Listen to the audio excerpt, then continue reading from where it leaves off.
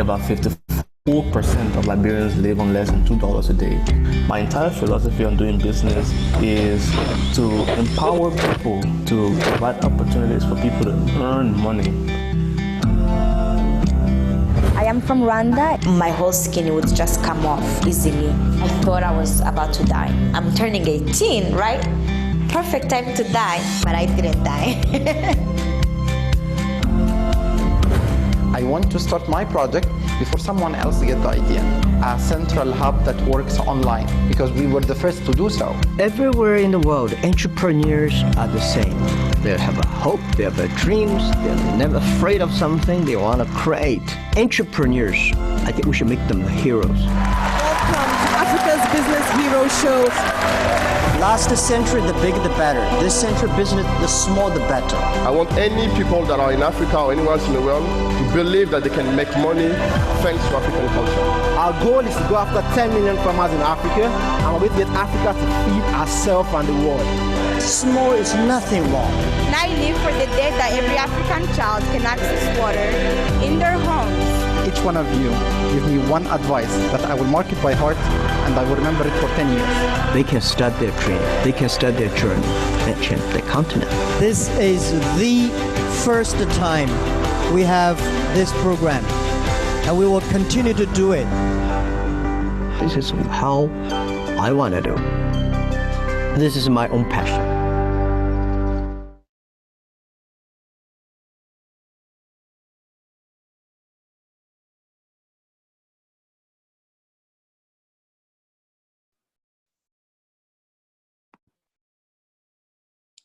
Okay. Welcome, everyone. We're excited to have you here today on this webinar, Becoming an ANPI African Business Hero. As you already know, this is the African Business Heroes webinar, and we're excited to have two wonderful guests with us today. I'm Dr. Gordon Adomja of Ashesi University.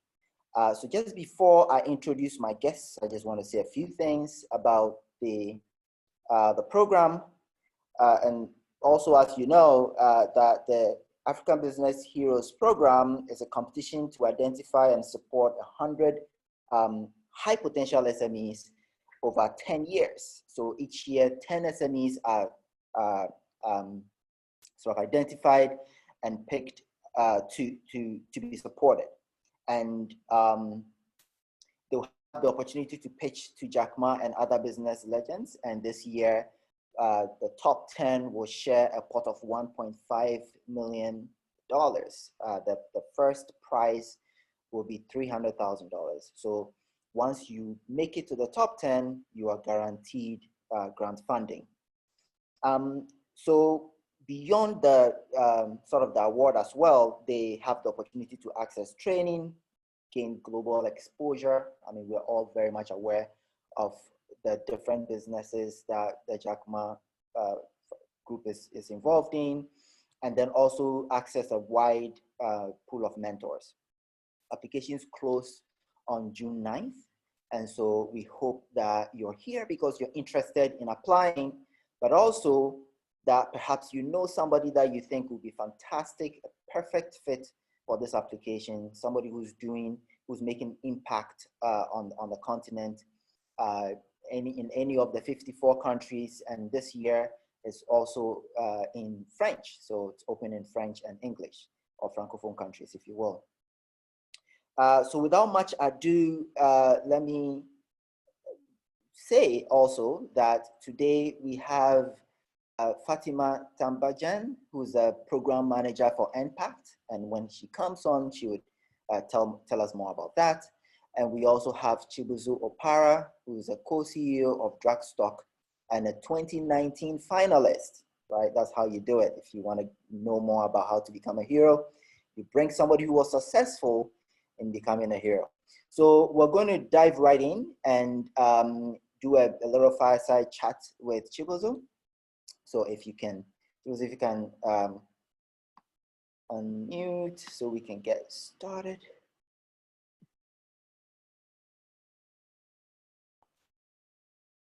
Okay, I think you're on.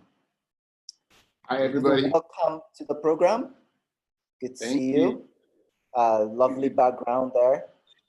Can you maybe start off by telling us a little bit about yourself, about DrugStoc, and then, maybe the size of your vision and what problem you set out to solve? Okay, so my name is Chibuzo Opara, and I'm very excited to be here to, take you all on the journey to the start of your journey through this African business hero process. So DrugStoc, right? DrugStoc is the cloud-based pharmaceutical distribution platform that connects manufacturers of pharmaceutical products to hospitals and pharmacies. And we started out primarily because my co-founder and I, we both had sort of personal challenges. See, for me, I suffered a personal family loss due to some pharmaceutical supply chain issues. We wanted certain drugs at a certain time and we couldn't have them. While my co-founder, he had been involved in the healthcare practice and was having issues around sourcing pharmaceuticals for his hospital. So we met up further down the line, and we had both had these challenges for ourselves, and we said, there's absolutely no reason why hospitals and pharmacies should continue to suffer this challenge in Nigeria or anywhere else in sub-Saharan Africa. And we decided to take on that challenge ourselves and deal with it. Our mission is to empower healthcare providers across Africa to be able to access quality pharmaceutical and healthcare commodities at the best price and quality, such that patients, further down the supply chain can benefit from these quality products. I don't know how familiar you might be with the pharmaceutical industry, but in places in sub-Saharan Africa, Nigeria included, anywhere between 10 and 30% of pharmaceutical products at any point in time is counterfeit or substandard due to supply chain storage issues and logistics issues. So we try to solve this problem, in the company that we founded, and it's been an interesting journey these last 5 years. That's wonderful. That's wonderful to hear. So we hear that the successful hero should definitely be one that's making impact in their community. So, and maybe some of this is quite natural. When you started, how did you think about that? How did you think about the problem in terms of the community that you are impacting whilst running a successful business? I mean, when we started the business, I don't think we were thinking that much. We were just trying to solve problems that we felt were native to our practice. My background is a medical doctor. I'm an economist, and we're just having so many difficulties trying to get proper pharmaceutical products. I mean, when you peep behind the curtains of the pharmaceutical sector in sub-Saharan Africa, it's really not a very nice look. So when you're somebody that generally tends to bother about things, and you're like, the next person that consumes these pharmaceuticals could be my mom, my dad. I mean, my dad is late, but could be a family member, or it could be me or a friend. You start to move from the area of empathy, from empathy to being directly involved, and then that sparked up your entrepreneurial drive. I guess at that point in time, we were just trying to say, this is wrong, and we wanted to do something about it. And the rest followed afterwards, and it's been an interesting ride. It's a very, I'm sure most entrepreneurs here would agree with me. Entrepreneurship is a very difficult journey. It's very rewarding, in terms of, you know, you get to watch your dream, you know, materialize and all that. But at the same time, you know, you really have to believe in what you're doing, and you know, and without necessarily thinking if it's going to fail, or, you know, and just dive in. And that's basically what we did. We just dived in, and we're like, we didn't really care if we succeeded or not, because we were like, we needed to get these drugs. We saw it as a matter of, you know, life or death for our communities and our patients. And we were like, you know, whatever the consequences, we're going to make this work. And, you know, 5 years down the line, we're quite excited about how it turned out. That's great. Chibuzo, there's a shuffle noise in your background. So if there's something you can do about it, maybe not, but just letting you know.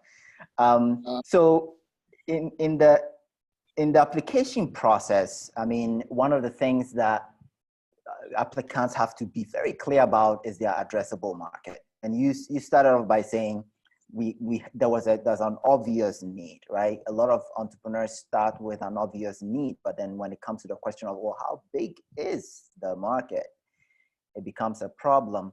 Can you talk to us a little bit about how you went about making those kinds of estimates and really showing or projecting that there was business here? Okay, thank you, Gordon.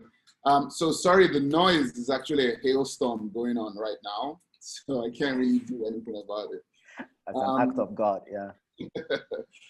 So with regards to the addressable market, I mean, so you kind of want to look at, you know, you want to reduce your product to that unit of people who directly benefit from the services you're providing. You know, you need to understand, you know, the way we did it was to say, how do you identify that person who is going to pay cash for your product?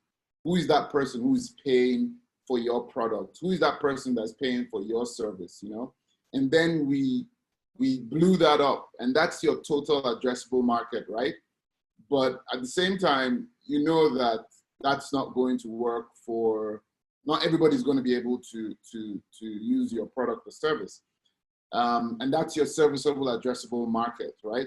So you want to be able to differentiate between those two concepts. So for us as a cloud-based pharmaceutical distribution platform, literally anybody who uses pharmaceutical products is our addressable market, right?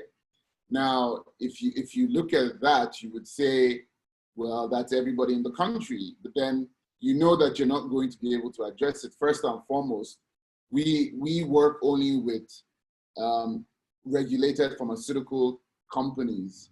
So that automatically reduces the population from 200 million down to about, you know, some tens of thousands of businesses.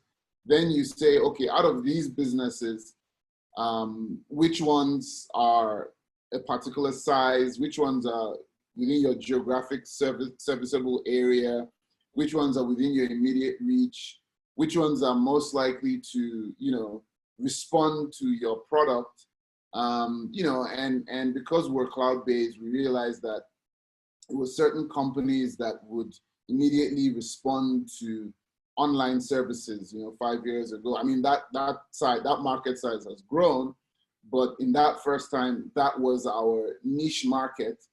And then, you know, so you reduce it, you keep reducing until you get that size of people that you say, this is my market that I can actually reach, you know. So say, for instance, you sell hair products.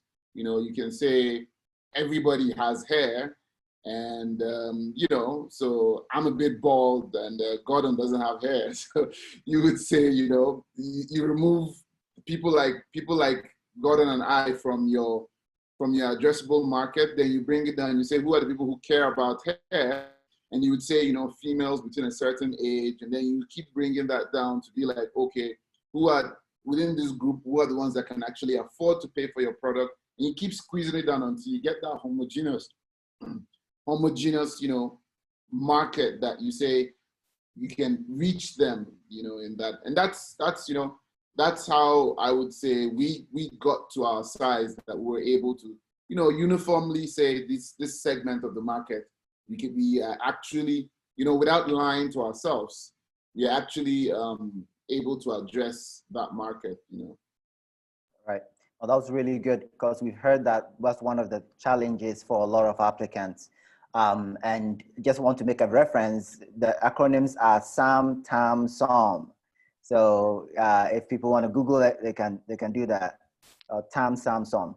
Okay. So I'm guessing that you've done this a number of times. So when you were sort of filling that part of the application, it wasn't that difficult. If you remember, what were some of the more challenging areas of the application process, and perhaps some of the ones that helped you refine or think about your business a little bit more? So, I mean, the first thing I'd like to say is that when you go through, it's good as a business to go through several processes like this, because it forces you to think about your business objectively. See, as entrepreneurs, we're more action oriented than sort of reflective, because you don't really have time to reflect when, you know, every day you wake up and you're dealing with, you know, one issue after another and things are just hitting you. For those of you who are in the early stage of your business and have more time to reflect, I really, really, really envy you, because those were the times that you could, you know, theorize. Of course, no money was coming in, but you could theorize as much as possible, and, you know, but the honest truth is, as soon as you start, and you need to start to have a business, because until you start making those mistakes, your business is not going to grow. And I would say that, but going through processes like this forces you to, you know, get into that reflective mindset. And I think some of the tougher questions for me were questions that forced us to reflect, you know, like, why is this important to you? And why is this mission statement important to you? And what challenge are you trying to solve, and why?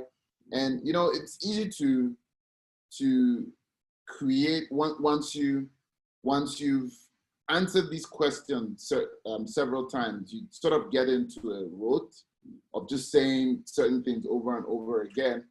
But the danger or the challenge is that, you know, you want to stay away from not being able to update your story as your business grows. You know, you want to be able to keep thinking, and this is a question that, you know, processes like the Business Hero Challenge and a number of others that we've been through have forced us, my business, my co-founder and I, this has forced us to sort of go through that reflective process every once in a while, because we sit down and we're like, why is this business important to you? What is the reason why you started this? Is it still this? What do you hope to achieve in 2 years, 3 years, 5 years? And we do that for our management team. Now, it might sound very cheesy, but it's really, it forces you to think, and it forces you to put yourself in a subjective position where you sort of existentially consider the reason why is your business important? Why you? Why your business? If your business didn't exist in this world, would this world even notice? You know, stuff like that. So those type of questions, you know, those were the real questions. And to be honest, the more transparent and the more in touch with that inner energy that you have, that you're able to get when you're answering these questions, the more candid and the more, you know, the more your business truly resonates with whoever you're pitching to, you know, because these things don't lie. You know, as an entrepreneur, it's easy to tell people who are really passionate about their business. And that was something that, you know, as we went along and I met other entrepreneurs, you know, no matter what they were doing, whether they were doing shoes or food or healthcare or chemicals, every single one of the people I met during this amazing journey were so inspiring, simply because they were in touch with why they were doing what they were doing, And that's one of the important things that I think you need to sort of answer for yourself, you know, as you go along this journey. Right, that's very, very well said. And in closing your session, it makes a lot of sense. These kinds of processes help you to reflect and really step back and think about what you're doing. But for a lot of people, that's still really, you know, it's really difficult, right? So what are the baby steps, if any, will you suggest for people who are looking at this application process and saying, wow, this is way too much, you know? Even though they might have a brilliant idea, what are the baby steps? What baby steps would you, you know, advise people with to nudge people along to say, hey, you know, you can do it? Every journey starts with the first step. The first step, I'd say, you know, get the portal, sign up, answer all the questions that are just nominal questions, you know, skip the questions that are difficult. And, you know, let those stay in the back of your mind. I didn't do it that way, but I think once we all got through the process, we met a couple of entrepreneurs who did it that way, and we were like, oh, wow, you know, we should have done it that way. And a lot of them, these two guys who were very, you know, they sort of sat back and sort of reflected on the deeper questions for a longer period of time. You know, it's one thing you have to understand is the African Business Hero process is not a sprint, you know, it's a marathon. So you don't want to burn out all your energy just, you know, going through like, oh, I'm going to fill this import number. And so you don't want to burn out all your energy. Most importantly, you don't want to leave it till the last day. You know, that's not something you want to do. So you want to give yourself time to think about these questions. You want to give yourself time. You know, it's fine to download the questions, think about them, discuss them with your significant other, or if you have a co-founder, even better. I'm not to say your co-founder is better than a significant other, but discuss them with, you know, people you trust. You know, both of them would be great. So discuss them with people you trust. You know, get into that reflective mindset, pitch your idea, you know, and guys, however it turns out, know that you are already heroes for starting the business anyways. You know, we need, as a continent, we need as many people as possible, you know, just going out and starting things, because our governments are not going to employ people, everybody that needs employment. We are the ones who are going to have to do this, you know. And baby steps is go out there, start your business, go out there, just start, write something today. That's how you get it, you know, and just throw yourself at it. You're an entrepreneur, what could go wrong? I guess that's a perfect way to end it. You're an entrepreneur, what could go wrong? You know, you're taking risk anyway, so why not just, you know, throw it in and apply for this wonderful opportunity. Thank you so much, Chibuzo. I hope that you don't go away. You stick around for a little bit more. Thank you so much for the insights and the words of wisdom. Next, we're going to go to Fatima Tambajang, who is a program manager for Enpact, and she's had a lot of experience working with entrepreneurs and has encountered a lot of problems that people express when they come in, they work with these kinds of programs, or they are trying to apply to these kinds of programs. So she's going to share some of that with us. Welcome, Fatima, and please know that you can post questions in the Q&A, and we'll be picking them soon. So welcome, Fatima. Hello, everyone. I'm happy to be here with you guys and share a few tips. My name is Fatima, and I work with Enpact. Enpact is a German organization that accelerates startups across the world, and I mainly focus on the sub-Saharan African region. So as Gordon said, I've worked with a lot of startups who apply to similar ventures like ANPI, and then I also review a lot of applications to programs that Enpact has. So I just wanted to share with potential applicants a few easy tips on how to go about drafting answers. Okay, so thank you so much for that introduction. So maybe we can start with the basics, if you will. So, you know, identifying your customer, your primary customer or your user. Chibuzo has done a great job talking about the addressable market. So maybe we can sort of basically get a sense of from your experience, what are some of the key concepts that people struggle with, and also being someone who has some familiarity with the AMP application process? Okay, I think I'll just take it like all the way a step back even before we talk about, you know, the users. And the first thing is, before you even do the application, just making sure that you do your research. So looking into the objectives of the application that you're applying for, going on their website, looking at their social media. And I think this year's applicants have an advantage because they can look at who the finalists were last year, and then look at their information and their website.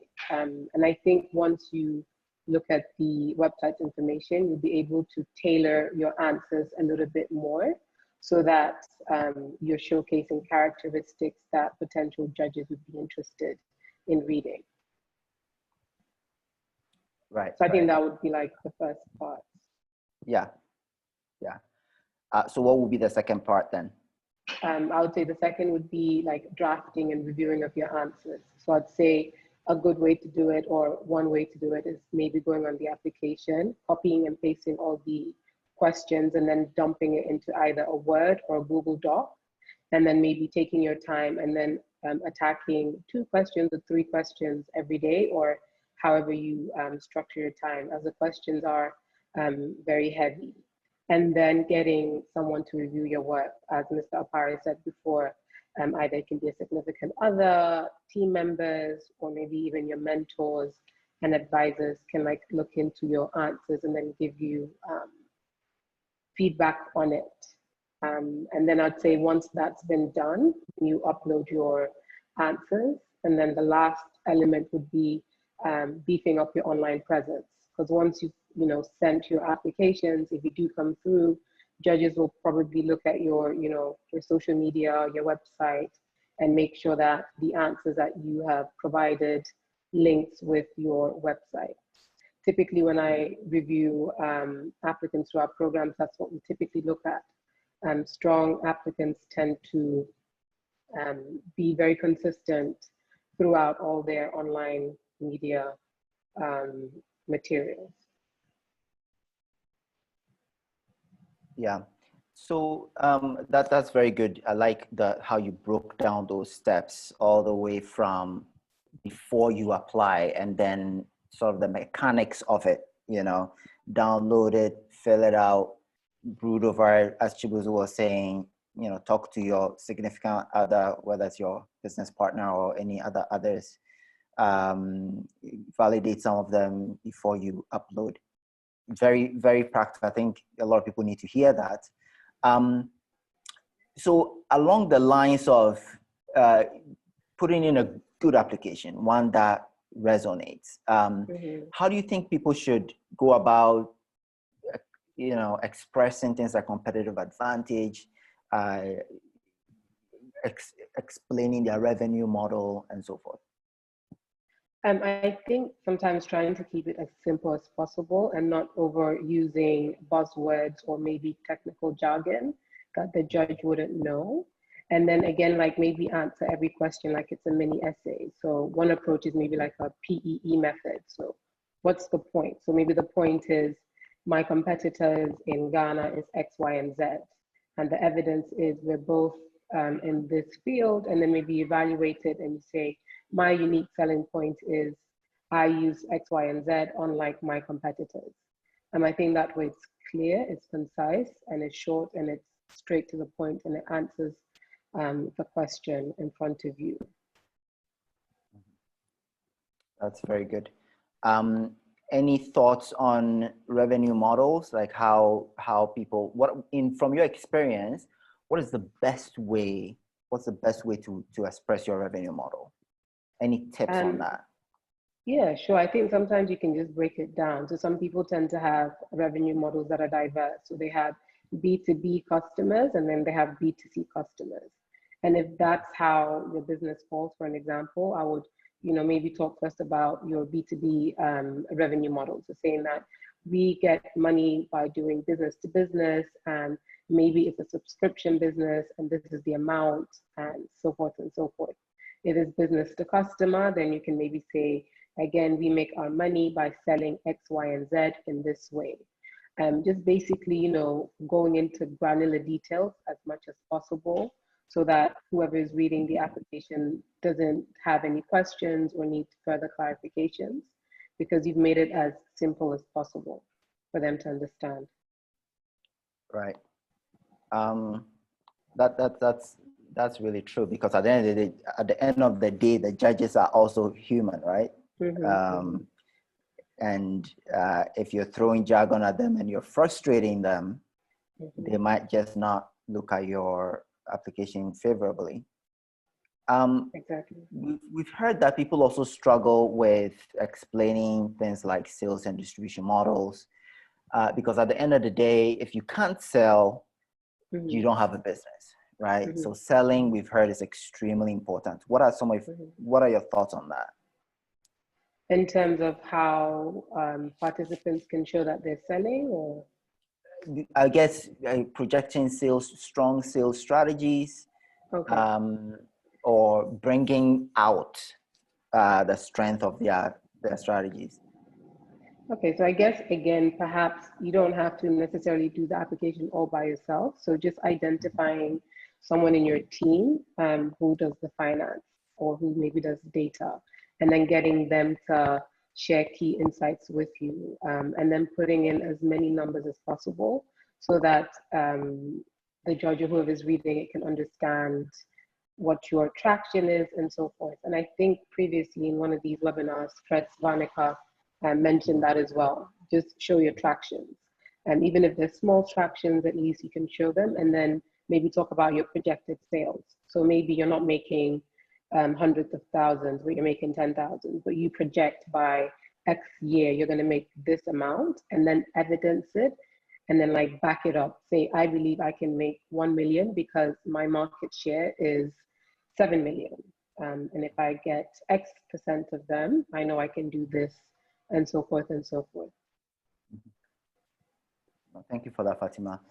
So you and I, Fatima, are going to do the Q&As, but for now, so hang in there, for now, I'm going to go to Chibuzo to answer a question that came up in the Q&A, so that before he leaves, so he can give us his final words as well. So Chibuzo, if you can come on. The question is, I'd like to know the stages we will pass through before reaching the final stage. So you can use that to sort of tell us a little bit about your experience, and then if you have any parting words, advice for us before you leave. So there's basically 2 stages before the top 20. The part where you fill the questions online, and then you get to have an interview, which is also online. And then after that, there was a top 20. So you get scaled down to top 50, and then there's another process that you come together as a top 20. I don't know how that will work now with the social distancing and the restrictions. I'm sure we'll figure it out and all that. But yeah, and then after that, there's the top 10 come together, and then the top 3 are selected. So yeah, I think the first 2 stages, mostly you're talking about your business, and you're doing things on your own, and you prepare a few client videos and customer videos and interviews of your team members, and that was fun. That was really, really fun. And then the last two stages are literally pitching to judges. Actually, the last three stages are pitching to judges, but the last two are pitching in person. Obviously, the last one is pitching to Jack Ma himself. Yeah, I hope that answers the question. Yeah. So what was your experience there, very briefly, and then your parting words? My experience was unbelievable. Yeah, it was almost like you apply the first time and you're like, okay, let's see. And then the email comes and like, okay, I don't believe it. And then the next one comes and the next one comes. But I would say that each process was definitely see guys, it's all natural because you're talking about what you do every day. It's your business. Yet it looks like trial by fire when you're not the one involved. But it's your business. It's what you do every day. It's you going through this process, you know? So I would say, you know, whoever is doing this, put your heart into it because it is a really fun process. You get to meet a lot of great people. Your business gets to, you know, go through, you know, a lot of purification process every time you do this. And guys, most importantly, just have fun and know that you're all heroes because you started businesses in Africa. Thank you. That's very important. Starting a business in Africa, one of the key criteria, if you will, for applying, you know, applying for this, right? Okay. So I guess you're going to step off soon. Okay. Thank you so much for making the time. And yeah, we thank you for the advice, and we hope that you can continue to sort of help, you know, explore, sort of share your experiences so that people can be inspired and continue to do great things on the continent. So thank you so much. Thank you. Anytime. And reach out to me through the ABH network. I'm always willing to help for any entrepreneur that needs help. Thank you. Right. Okay. Thank you so much. All right. So we're going to go to the questions now. Please put your questions in the Q&A sessions. Fatima and I will try to do as much justice to it as possible. There's one here. What is your best advice for startups going into any business competition? Fatima, what do you think? Again, my advice is making sure the competition that you're applying for is relevant for your business, if that makes sense. So like, for example, in this case, entrepreneurs looking for SMEs who've been around for 3 years. So just make sure that, you know, you tick off all the requirements, the key requirements before getting into the application. And then the next advice is to, again, just, you know, tell your story, try and be as simple and as clear in your communication as possible. Yeah, that's and then just important. seeing it as a learning experience as well. Because I think even if, you know, you don't pass the information that you've gathered, you can just download the application and you can always refer to that document for other business things. Right. It's interesting you said that. Make sure that it is relevant to you. Is that how you put it? That that's so important, right? Because there are so many people who chase these competitions. You know, and I'm sure you've reviewed, I mean, for your program, you reviewed so many applications. So that seems like a really wise advice. You know, don't chase applications that are not in line with the work that you do, because it comes through, it shows very quickly. Yeah. So there's, okay. There are a few other questions that came up earlier. In terms of, please, can I know my startup is pre-revenue? Should I still apply, as I saw on the application, an existing business earning 3 years or less than for 3 years or less than 3 years? And the answer, the ANPI answer there is that your business needs to be post-idea stage, so you should have at least 3 years of revenue over the course of your history, and should be at least 3 years old. Fatima, why is this so important for applicants? to be able to sort of meet this criteria? I mean, in terms of competitions in general, because it's very common. It's very common for this to be a criteria for competitions. I just think, typically in the third stage of the business, you can kind of gauge the traction, you can evaluate and monitor whether they're going to make returns and so forth. And if it's not a profit business, it still just gives you more indication what's happened from year 1 to year 3, has the team grown, and it gives you more insight into a company compared to like year 1. But there are also competitions that focus on ideas and accelerating a business. So again, just finding the right competition for the level of your business is key. Right, the right competition for your level of business. That's very good. Because I think that ties in very well with what Chibuzo was saying, right? That these competitions help you develop, they help you reflect. They help you reflect, pause, think about what you're doing, ask yourself some tough questions, or as you respond to the application questions, you're really sort of taking stock of what you're doing. And if you are not applying to competitions that are at your level, then you're clearly not benefiting from the process, right? You're not getting advantages that reflective process. You're not benefiting if the competition is above your level. So that's really good, a good one. There are a few others. Let me see. Interesting one.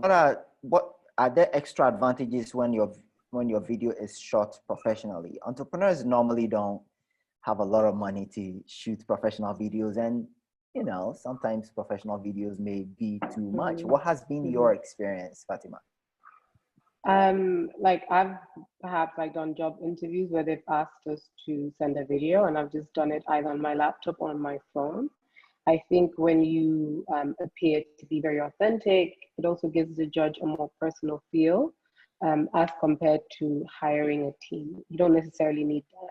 If your business is very strong, that will come through in the video, because you can't have an amazing production team but then have a weak business case. Like that video is not gonna overdo, I guess, the lack of business that you have. So yeah, just focus on your story, and any medium that you have, I think it should be sufficient enough. Right. No, that's so good. Authenticity is extremely important, right? Because I think, like you said, if when it's overdone, people start to wonder, right? It's like, why are you putting all your resources into a video when you can be putting in your business? So that's very good. These days, there are so many phones that, I have a Samsung that's perfect for videos, and not saying people should go buy Samsung, but at least you could borrow a Samsung, right? Exactly. Yeah, like an S10 or something, and shoot a nice video. So please continue to send your questions. So Fatima, whilst we continue to scan through these questions, any other thoughts? Yeah, I think I saw a question that was speaking about word count. And sometimes as well, like maybe it would say your word count is 250. And if you feel like you've answered the question sufficiently in maybe 175 words, then just end there. You don't necessarily always have to fill out the words, but sometimes I find applicants try to fill out the words.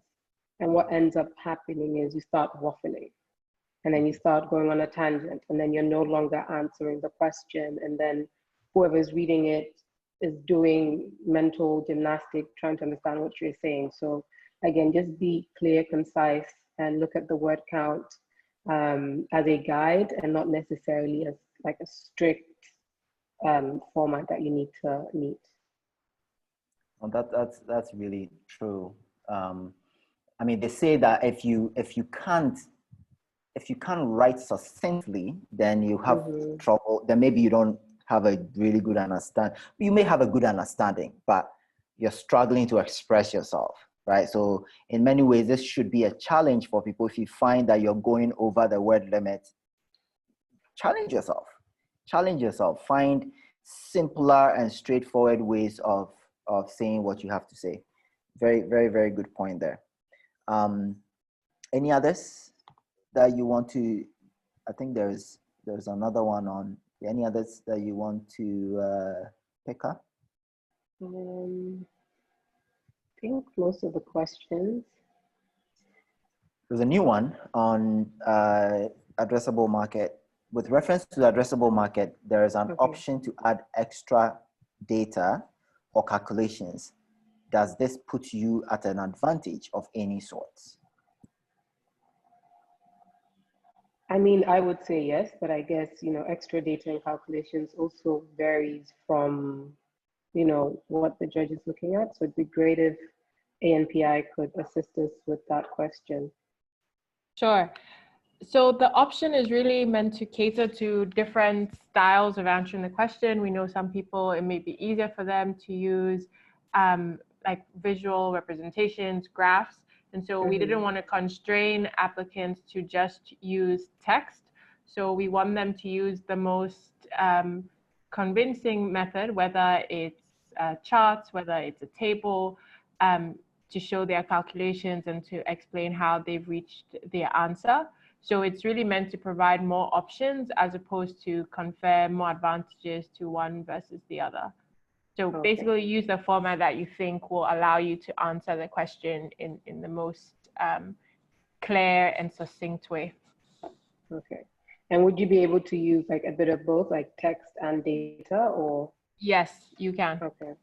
Yeah. Okay. Thank you. Great. Yeah, okay. So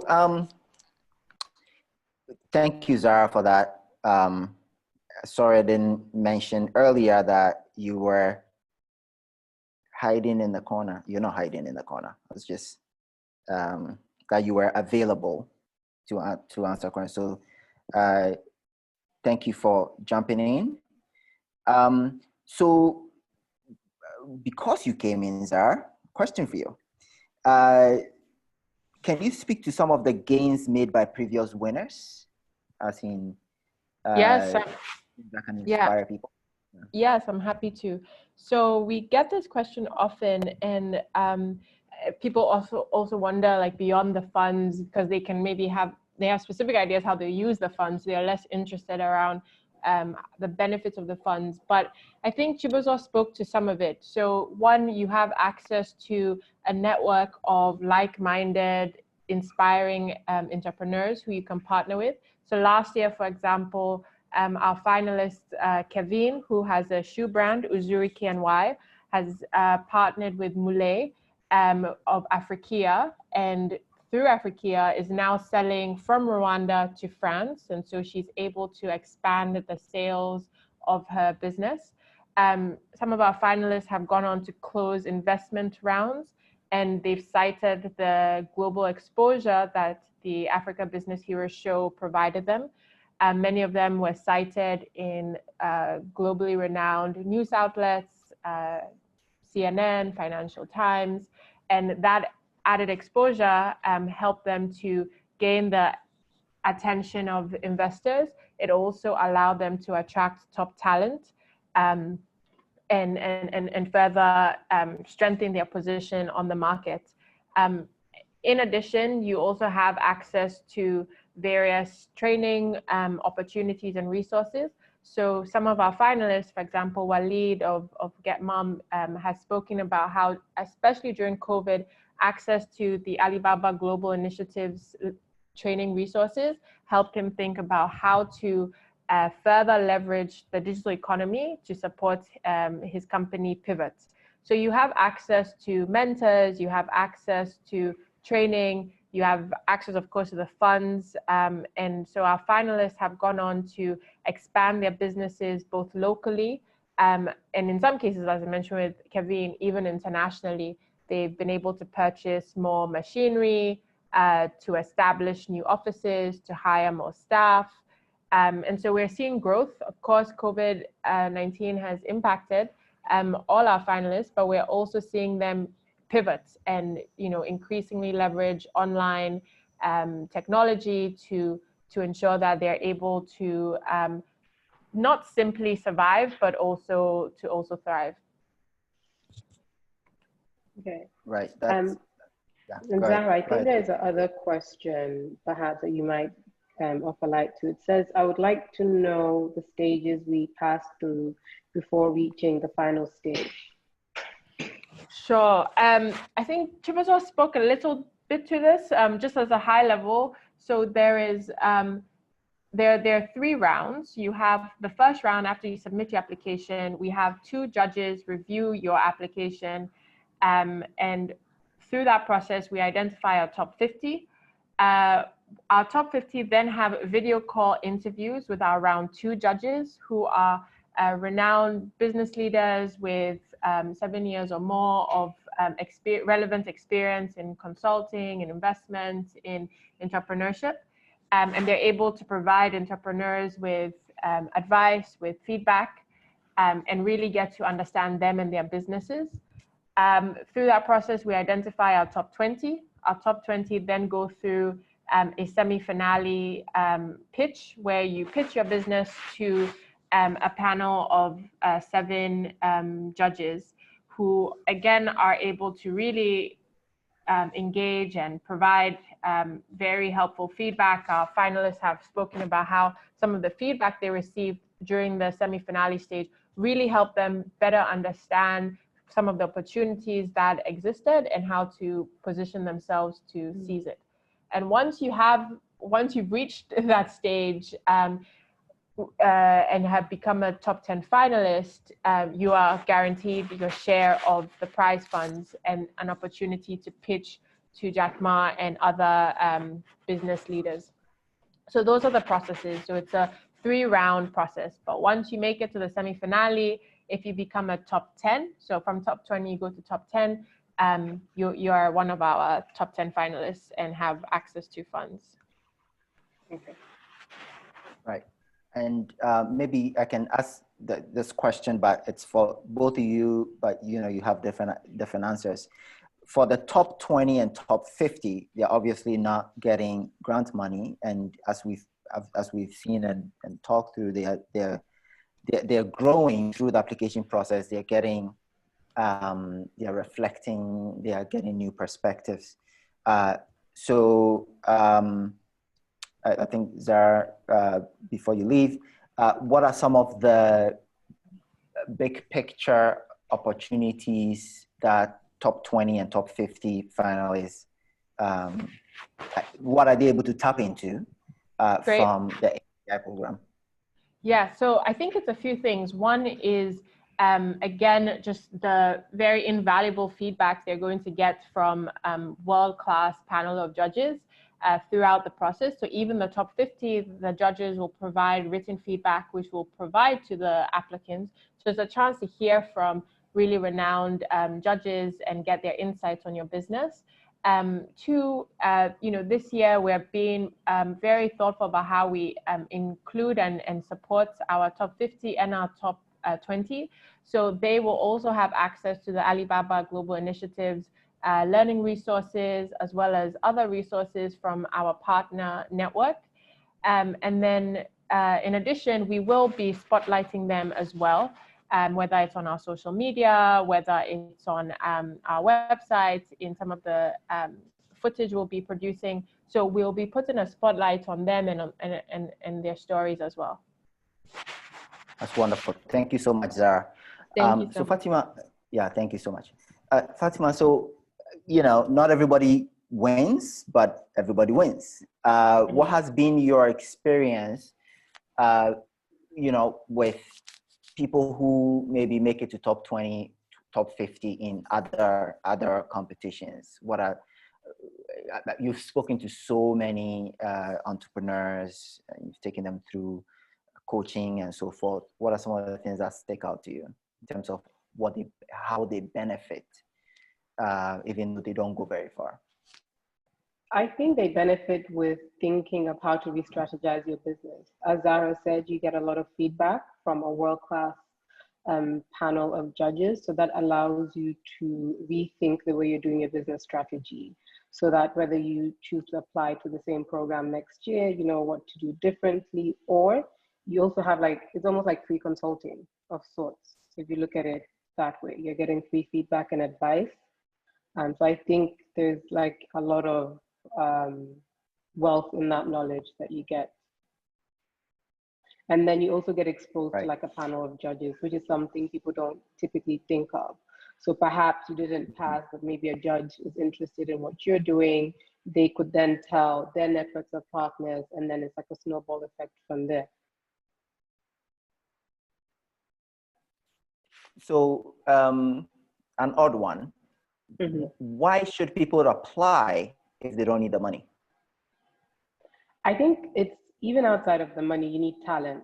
And money can't always buy you talent, because you can have the money, but if you don't have the right marketing or media strategy, you're not going to get the customers that you need or the talent that you need. So by applying, you get exposure to a network of people who already know what African hero business is. And you can, I think that exposure, you can capitalize on it in so many ways, either in terms of partnerships to scale or top talent to help the operations of your business. Yeah, I think those are a few things.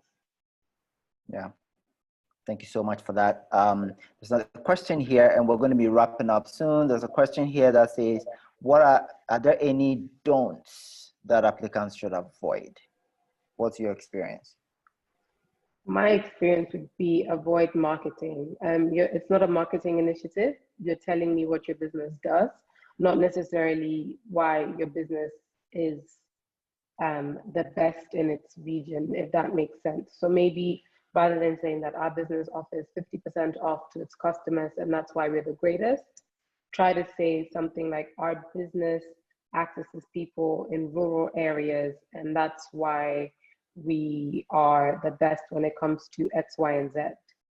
So focus on what you do, focus on the end result and the outcome, and not on the press or the marketing aspects of a business. That's very, very good, because, the judges are not, you're not selling your business to them, you're selling the concept and why they should support you to be successful providing value to your customers. So that's really good. Don't overdo the marketing. That's really good. There's a question here about how long or short the video submission should be. I don't know if you have any thoughts on that, because I think that there is a... I'm not exactly sure for ANPI, but typically video submissions are between 60 to maybe 240 seconds. They aren't that long. I don't know whether Ebenezer can provide us with clarity on that. If not, I'm sure it's on the website. On the FAQs, I've seen this question as well. So I would refer to that. Yeah. I think FAQs are good. It's an interesting question. But definitely being succinct and straight to the point is extremely important, right? I'm guessing any video, like you said, more than 240 seconds probably will just start adding things that may not be necessary. So that's extremely important to keep it short and succinct. So don't see any other questions. So maybe we can sort of provide some general advice for participants. I don't know if you want me to go, maybe you can start.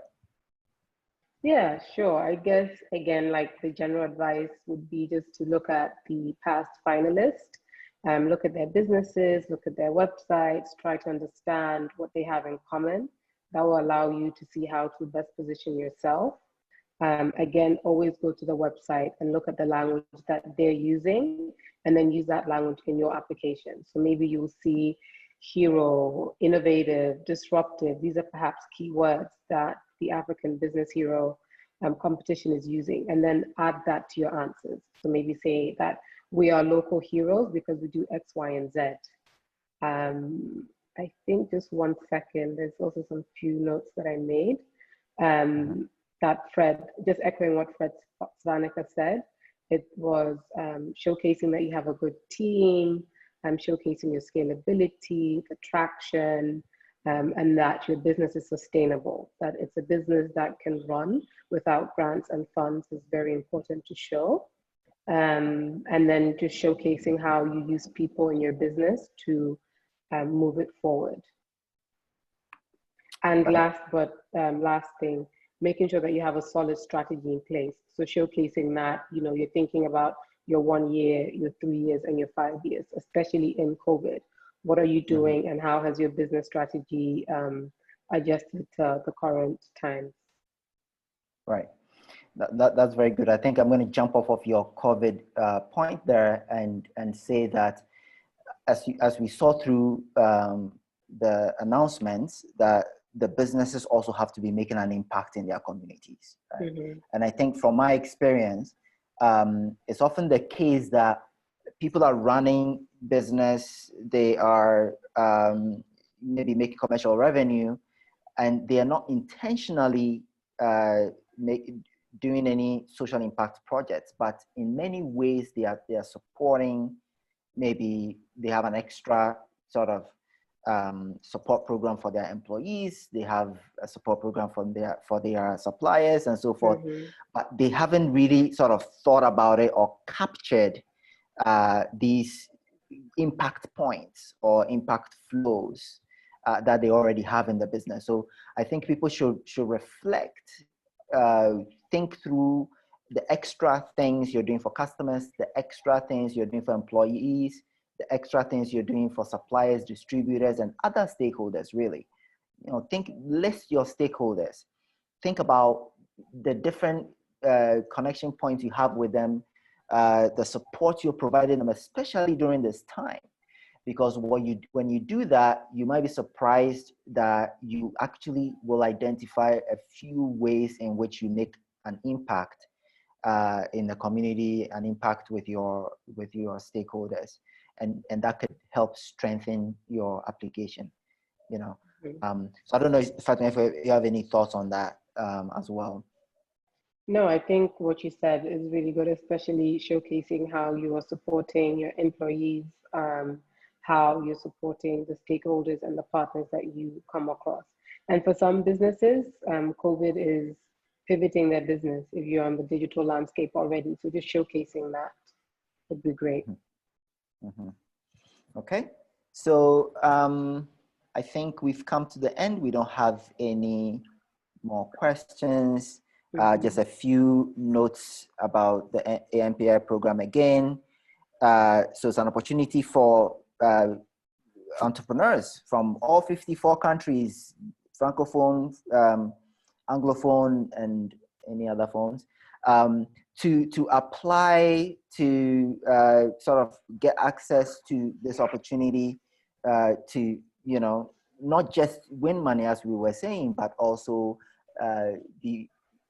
you have the opportunity to reflect on what they are doing, encounter people who can provide feedback and grow their influence or their organizations. But the top 10 finalists will be sharing $1.5 million in grant money, right? So that's wonderful because you can use it to do R&D, you can use it to push, to build new value flows. The winner will win $300,000. Even if you are not ready, if you think you should be ready, but if you don't think you're ready to apply, you know somebody that can take advantage of this opportunity. So make sure that you spread the word. Applications close on June 9th. So not a lot of time between now and then. So yes, so definitely make sure that we are we're supporting our African entrepreneurs and really nudging them to take advantage of these kinds of opportunities. So thank you so much, Fatima Tambajang. I hope I've been saying it. Not too bad, not too bad. Okay, Tambajang. Okay, Tambajang, okay, good. Thank you so much for your time, and looking forward to, you know. I think 2 applicants have raised their hands. I think it's so we're taking questions in the Q&A. So yeah, so I was just gonna ask the people who raised their hands, could you please just put the questions in the Q&A or the chat?